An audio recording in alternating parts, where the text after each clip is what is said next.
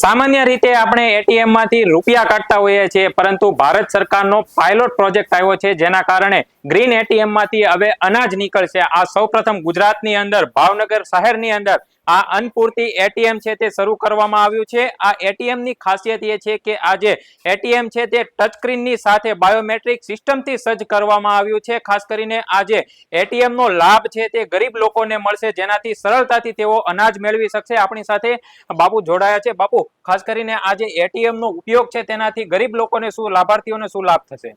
ખાસ કરીને જે એટીએમ છે એ ગરીબ અને અત્યંત પછાત વિસ્તાર જ્યાં મજૂર વર્ગ છે ત્યાં એ પસંદગી કરી અને મૂકવામાં આવ્યું છે, જેના પરિણામે ગરીબ અને પછાત વર્ગ છે પોતાની રોજીરોટી કે મજૂરીના કામમાં મજૂરી ગુમાવ્યા વગર એ પોતે અહીંયા આવી અને એટીએમ ઉપરથી પોતાનું અનાજ મળવાપાત્ર મેળવી શકશે. ખાસ કરીને આ સરકારના ઉદ્દેશ્ય શું છે અને અનાજ કેવી રીતના મેળવવું, જે આ એટીએમ ને તે કેવી રીતના મેળવી શકે? ખાસ કરીને જે અત્યારે બાયોમેટ્રિક સિસ્ટમથી એપીએસ અને પીડીએસ સિસ્ટમ આખી સજ્જ કરેલી છે સરકાર છે, એ જ પ્રમાણે બેનિફિશરી છે પોતે પોતાનું રેશન કાર્ડ લઈને એટીએમ ઉપર આવશે અને ત્યાં પોતાના રેશન કાર્ડ નંબર ડાયલ કરતા એમના બેનિફિશરી પસંદ કરી અને બાયોમેટ્રિક આપી અને બાયોમેટ્રિકના હિસાબે પોતાનું અનાજ છે એ ઘઉં અને ચોખા મળવાપાત્ર જે જથ્થો હશે એ ઓટોમેટિક મશીનની અંદરથી તે મેળવી શકશે. સરકારી અનાજની દુકાનો ઉપર જ્યારે લાભાર્થી જાય છે ત્યારે લાઈન લગાવતો હોય છે, પરંતુ આ જે ગ્રીન એટીએમ મૂકવામાં આવ્યું છે તેમાં કેટલી મિનિટની અંદર જે લાભાર્થી છે તેને અન્ન મળશે? ખાસ કરીને સરકારી અનાજની જે દુકાનો છે એનો સમય નિર્ધારિત કરવામાં આવ્યો છે. એ સમયના દરમિયાન જો ગ્રાહકો સાથે થઈ જતા હોય તો એ લાઈનને એવું લાગતી હોય છે.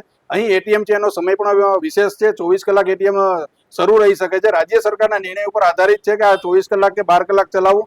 જો 24 કલાક સુધી આ એટીએમ ચાલુ રહે તો ગ્રાહકો છે પોતાના સમય મુજબ આવી અને એટીએમ માંથી પોતાનો જથ્થો મેળવી શકશે, એટલે ગ્રાહકોનો પણ સમય બચશે. બાપુ, ખાસ કરીને ગરીબ કલ્યાણ યોજના શરૂ કરવામાં આવી છે ભારત સરકાર દ્વારા, પરંતુ જે સરળતાથી મળી રહે તે માટે અહીં જે ભાષાકીય જ્ઞાન હોય છે અથવા તો જે કોઈ વ્યક્તિ હોય છે કે તેમના હેલ્પ કરતો હોય છે તેની માટે કોઈ સરળતાથી મળી શકે તેવું કોઈ આયોજન કર્યું છે ખરી? હા, આજે જે ગુજરાતની અંદર જે એટીએમ મશીન મૂકવામાં આવ્યું છે એનો જે સોફ્ટવેર છે સંપૂર્ણપણે ગુજરાતીમાં બનાવવામાં આવ્યો છે. અહીંયા પણ આવતીકાલે શરૂ થશે. એ પણ એની પહેલા એક એટીએમ નો કઈ રીતે ઉપયોગ કરો એના માટે ડિસ્પ્લે પણ મૂકવામાં આવશે ખૂબ જ સરળ ભાષાની અંદર, અને અભણ વ્યક્તિ પણ જે મોબાઈલ ચલાવી અને પોતાના જે મેસેજો કે વોટ્સએપનો જે ચલાવી છે એ પ્રમાણે વ્યક્તિ છે એ પોતાના બેનિફિશરી પોતાનું નામ પસંદ કરી અને અનાજ મેળવી શકે. ખૂબ જ સરળ પ્રક્રિયાથી આ એટીએમ ને એક નિર્માણ કરવા જઈ રહ્યું છે. બાબુ, લાભાર્થીઓને કયા પ્રકારનું અનાજ છે તે આ એટીએમ ગ્રીન એટીએમ માંથી મળશે? હાલ જે લાભાર્થીઓને જે અનાજ મળે છે એમાં ઘઉં અને ચોખા બંને એટીએમ માંથી મળી શકશે. બાકીની જે વસ્તુઓ છે એ લાભાર્થીઓએ જે પોતાને જોતી છે રાજ્ય સરકારની કલ્યાણકારી યોજના હેઠળ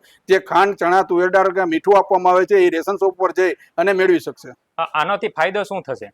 આનાથી મોટો ફાયદો તો એ છે કે રેશન શોપ ઉપરની લાઈનો ઘટશે. સાથે સાથે બીજી વાત એવી છે કે જો સોફ્ટવેર સરળતાથી ચાલશે તો આ એટીએમ ની અંદર લોકો છે પોતાની મજૂરી ગુમાવ્યા વગર પોતાની પાસે સવારના વહેલી સવાર અથવા સાંજના સમયે પણ આવી અને અનાજ છે એ મેળવી શકશે. ખાસ કરીને સરકાર દ્વારા આ જે મહત્વપૂર્ણ યોજના છે તે શરૂ કરવામાં આવી છે. જો ભાવનગરની અંદર આનો લાભ મળવા જઈ રહ્યો છે, સમગ્ર ભારતની અંદર આવા એટીએમ મશીન કેટલા છે કે જેનાથી અનાજ નીકળતું? ભારત સરકાર દ્વારા પેલા ઓડિશાની અંદર આ એટીએમ મશીન છે એને ઇન્સ્ટોલ કરવામાં આવ્યું છે, જે પણ એક ઇમ્પિડેન્ટ એટલે સ્વતંત્ર મશીન છે. અને ત્યાર પછીનું ગુજરાત રાજ્યની અંદર પ્રથમ અને ભારત સરકારની અંદર આ બીજું એટીએમ આવતીકાલે અમારા માનનીય મંત્રી શ્રી નિમબેન બાંભણિયા, અમારા વિભાગના રાજ્ય કક્ષાના મંત્રી છે, એમના વરદ હસ્તે થવા જઈ રહ્યું છે. આ એટીએમ ને લઈને અને લાભાર્થીઓ અને અમારા જે એપીએસ દુકાનદારો છે ખૂબ ઉત્સાહિત છે. બાપુ, ખાસ કરીને આમાં જે બાયોમેટ્રિક સિસ્ટમ હોય છે તે કેટલી સરળ બની છે અત્યારે? આમ જોઈએ તો ગ્રાહક છે પોતાનો નંબર રેશન કાર્ડ નંબર નાખી અને પોતાનું અનાજ મેળવે ત્યાં સુધીમાં લગભગ 3.5 થી 4 મિનિટ સુધીમાં એક ટ્રાન્ઝેક્શન થઈ શકશે. એટલે જે ટ્રાન્ઝેક્શન છે એનો જે સમય છે એ સોફ્ટવેર ઉપર જે બાયોમેટ્રિક આપે ત્યાં સુધીનો છે. મશીનની ખૂબ જ જરૂર સર છે. ટેકનિકલ ઓફિસર સાથે ચર્ચા કરતા એમનું કહેવાનું એવું થાય છે કે બાયોમેટ્રિક એક વખત ઓકે થઈ ગયા પછી, ઓથેન્ટિક થઈ ગયા પછી અનાજ છે એ 40 સેકન્ડની અંદર મેક્સિમમ 25 કિલો સુધીનો અનાજ છે એ બહાર આવી શકે છે. ખાસ કરીને ભારત સરકારનો આ જે પ્રોગ્રામ છે, રાજ્ય સરકાર છે એ આખું મોનિટરિંગ કરી રહી છે. સરકારને શું કહેવા માંગશો આ ગ્રીન એટીએમ શરૂ કરવા પાછળ? સરકારને પ્રથમ તો અમારા માનનીય મંત્રી શ્રી છે તે અમારા વિસ્તારના છે, અમારા લોકલાડીલા સાંસદ છે અને ખૂબ જ ગ્રાઉન્ડ લેવલ ઉપરથી એમને કામગીરી કરેલી છે.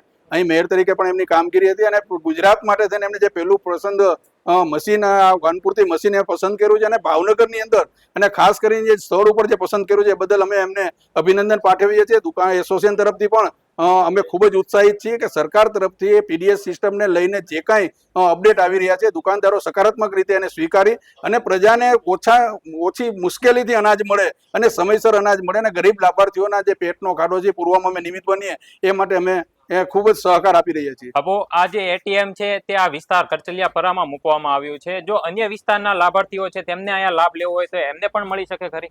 હા, એટીએમ છે કરચલિયાપરા વિસ્તારની અંદર એટલા માટે મુકાય કે અહીંયા છે જે લાભાર્થીઓ બેનિફિશરી છે ખૂબ જ ગરીબ અને અંત્યત મજૂર વર્ગ છે, જેને મોટાભાગના લોકો જે મજૂરી કરવા જતા હોય છે, એટલે એ પસંદગી જે મંત્રીશ્રી દ્વારા જે કરવામાં આવે છે સ્થળ પસંદગી માટે પણ એમને અભિનંદન આપવા પડે.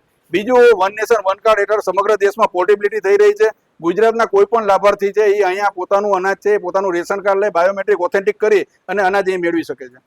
ખાસ કરીને ભારત અને રાજ્ય સરકાર દ્વારા જે આ મહત્વપૂર્ણ ગ્રીન એટીએમ મૂકવામાં આવ્યું છે તેનાથી હવે ગરીબ લોકોને લાભ મળશે. જે પ્રમાણે સરકારી જે અનાજની દુકાનો હોય છે તે લાંબી લાઈન લગાવતા હોય છે, પરંતુ આ પ્રમાણે ભાવનગરની અંદર સમગ્ર ગુજરાતની અંદર પ્રથમ ગ્રીન એટીએમ મુકાઈ રહ્યું છે, જેનો ગરીબ લાભાર્થીઓ છે તેને ખૂબ સારો લાભ મળશે.